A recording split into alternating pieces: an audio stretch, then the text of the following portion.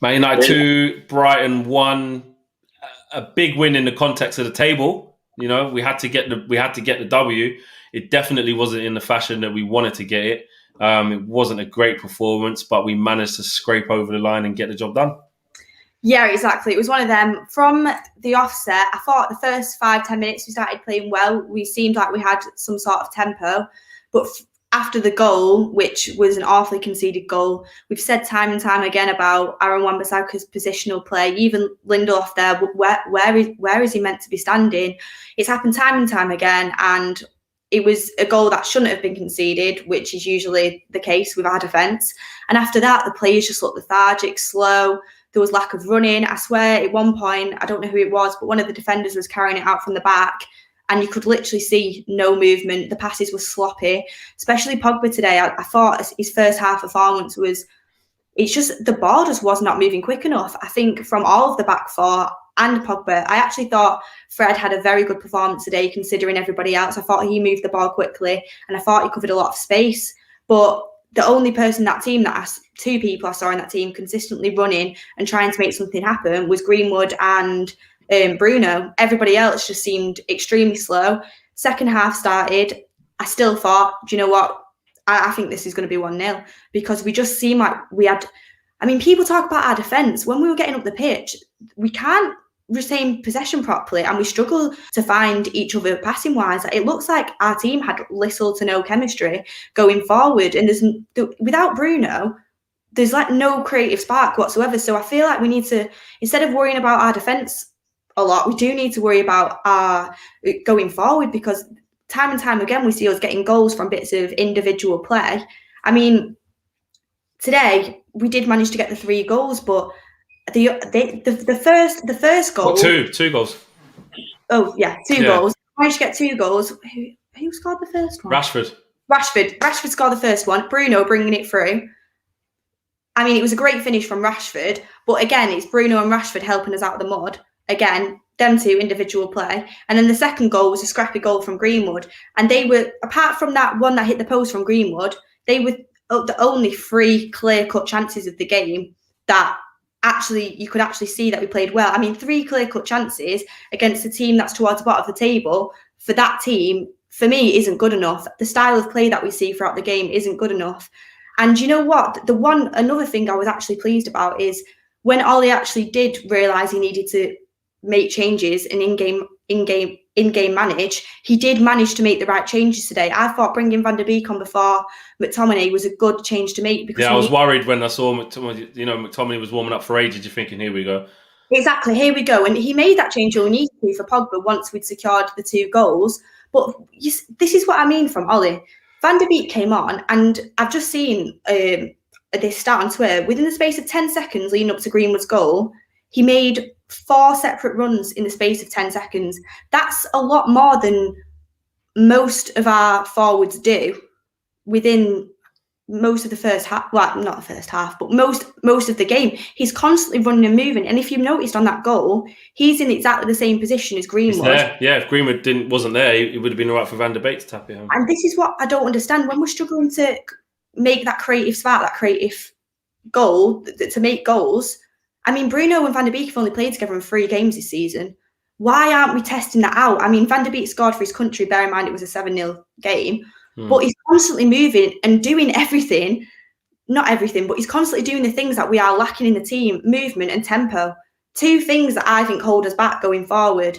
And, I mean, retaining possession as well is a massive factor. But at this point, you're just happy to get the 3 points. Champions League pretty much secured now, and we just move on to the next game. Well, it is massively concerning, though, when you talk about the level of performance, though, because it isn't just, it's after the international break, they're a little bit tired. You know, that if you watch Man United every game like we do, you know that type of performance is a common theme. You know, low block, not making the right decisions, lacking a bit of quality. But actually, when you look at that team selection, that's near enough. That's near enough there. That's like near enough our maximum. What you could put. Ricky would argue that Dan James should start instead of Greenwood, but other than that, which he didn't today, but I'm just saying, and maybe there might be people out there who don't fancy Cavani and want Martial there instead, or whatever. Only a couple, but really Pogba and Fred with Bruno there. Rashford on the left, Greenwood playing. That's that's our max, really. And, it was individuals that were giving the ball away and not playing well, but I saw Brighton, the way that they were moving the ball and the way that they play. I'm not saying they're better than us because we have better players, but the way they play can sometimes be better than us, if you get what I'm saying. If we would have played like they did, the way they play, if you get what I'm saying, I think we would have put them to bed easier. Do you see what I mean by that? I exactly see what you mean, because it's hard to say, but you know what I mean, isn't it? Basically, they convert the ball from back to front better than we do. Yeah, it's easier on the eye. When I'm looking at it, I'm like, yeah, okay, trust us. Their players be more in sync, organised, and have better chemistry than our players. When we started to attack them, the way that they got back into position on their positional play and the speed that they got it back into their position, when they did that to us, you had Wan-Bissaka out of position, Lindelof doesn't know where he is, Fred's being dragged out, Pogba's left running back in. Just not organised, is it? It's not organised. It's not organised. And to think that we've got that calibre of players and we're second in the league and we're Manchester United, as we keep saying, and Brighton can actually convert the ball back to front in a better style than we can. This is what's worrying for everyone, because I said before, in the first half, genuinely, I was struggling to keep my eyes open. And yes, we got the win, but that's not the style of football I want to be watching at home at Old Trafford. That is not the style of football I want to be watching. It's like, this is what I was saying. I don't feel like we set up the game. I feel like Graham Potter had a full-on game plan. The way that his players were moving in and out of position and the way that they close our players down and suffocate us so we couldn't get that pass away. So it looked like we couldn't retain possession. And they were targeting us with crosses again, like they did the first game. The way that they were doing that shows that they had some kind of game plan going into the game. Obviously, we had a game plan. Obviously, we did. But you couldn't see it on the pitch. It was like freestyle again. And players, Bruno would pass the ball. Cavani wouldn't be on the same wavelength. He'd be in a different position. Luke Shaw would get it. Fred and Bruno then need to move into their space because he's on the left, because he's attacking. The pass would just go amiss. Fred's screaming on the edge of the box. They don't pass it to him because they probably don't trust him because they think he's going to shoot again. It's like, it's just that's the main thing, the organisation and the tempo of the passing. When you watch a team, you should know the runs you're going to make and where ideally you're going to pass it to. And it just doesn't look like we do that whatsoever. I mean, Harry Maguire, Lindelof, Shaw, Fred, Pogba, the way that we've brought out of the back today, and we've been crying out for Fred and Pogba to start together, haven't we? Exactly. The same thing happened at Fulham. I think when they started, I know Pogba scored that amazing goal with his left foot, but I remember during the first half, I was like, oh, this is a bit tight. It's not really, they're not really gelling it. We're still not dominating the ball, this was what leads back to Ollie and the coaching staff, really, because it don't matter what 11 we put out or what mixture of players we put out or combinations, it always doesn't seem to dominate. Yeah, we can't pass the ball out from the back at a quick enough tempo, accurately enough to get past the opposition, especially when we're playing at home. We don't seem to be able to do it. It's very predictable the way that we play. Harry Maguire and Lindelof will pass it around for a bit, and then Harry Maguire is going to pass it out to Luke Shaw, who's going to get closed down. And then we get suffocated in the midfield a lot of the time. And we've seen it happen time and time and time again.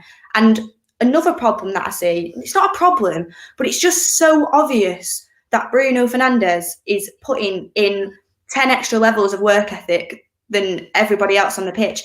He might lose the ball at times. He might have had a sloppy first half performance, but you see him try again and again and again. And it's not all about trying, but because he does it so often, everything that's creative is coming through him because it's just always him that's trying that ball, trying to make that run. And that's the problem. You see him going the extra mile. That's how you want every single person in the team to be. The big praise I can give is to the forwards, because they were getting back very well today and they were doing their job defensively. It's just going forward, there's a lack of runs. Even Cavani, but then when Cavani does make the run, there's nothing in. Come. Yeah, he hardly had a touch the whole game. I'm not gonna lie as well. The touches he did have weren't the best. I genuinely think Cavani played so well in certain games. For the Southampton game stands out, that goal against Everton. And he does offer something that the rest of our strikers don't have. But you see Greenwood today, he scored a type of goal that you would expect Cavani to score, a scruffy goal with a header. And I think Greenwood's overall play over the last, 10 games, plus he's not injury prone, I think it warrants him to be starting at number 9. We know he's going to be a striker anyway. He's not going to stay at right wing forever because I feel like his talent will be wasted on the right-hand side because he is a striker. He's the most clinical finisher we have at the club. So while Cavani isn't really in his last few appearances, bear in mind he's not at the service, but he's not really been doing anything. He's not been pulling up trees. I've not enjoyed watching his performance. Why can't we start Greenwood at number 9 and then allow Van der Beek to possibly play and link up with Bruno, even allow Ahmad to get a shout? Because there's certain players at the club that we've seen the quality that they have. Ahmad we've only seen for 10, 15 minutes, but we've seen the quality and they're not being allowed the game time to try and prove themselves of why they should be in the starting 11. And that's something that I feel like Ollie needs to work on, because we've seen how he's dropped De Gea today. I think if he's going to leave at the end of the season, then we should be putting our faith into Dean Henderson and allowing him to get Premier League time. I do think that is the right decision. But you've seen him drop De Gea. Why can't we drop other players that aren't playing well? I know people say that's why he leaves Rashford on, because he's going to score a goal like that. Yeah, but someone who's playing of a higher quality and isn't injured, because Rashford, let's be honest, Rashford is injured. So someone who's playing at a higher quality throughout the basically the whole game, you're going to more likely create a goal through them because they're playing at a higher quality and they can create more. I love Rashford and his goal. He took it very, very well. But you can tell over the last few games, he's been playing through injury. And I just don't think, why should we have to play him through injury and risk something further when we've got other players who can come on and play at a good level as well, and are fresh and fit? And that's just something that I don't understand. And I think if Ollie carries on with that style of management, then it's only going to end one way, and that's in a big injury, because you can't keep playing someone through injuries. You've seen him hobbling around the pitch today. I did anyway. Yeah. Well, we go on to Thursday, quarterfinals of the Europa League. And last thing, who was your man of the match today?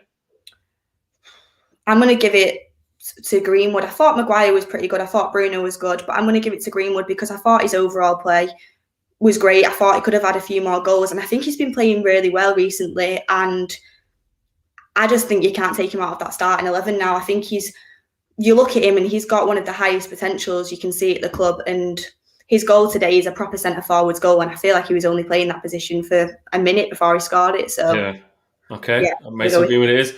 All right, see you Thursday. See you Thursday. Cool.